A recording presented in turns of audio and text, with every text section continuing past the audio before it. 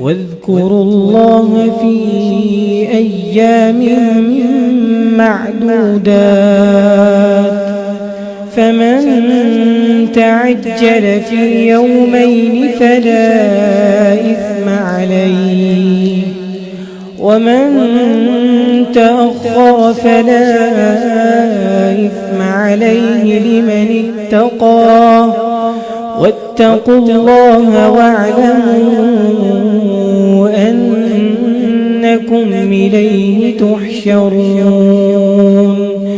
ومن الناس من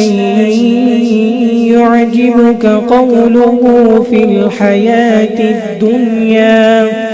ويشهد الله على ما في قلبه وهو ألد الخصام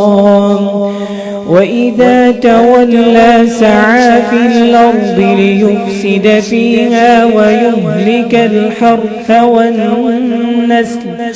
والله لا يحب الفساد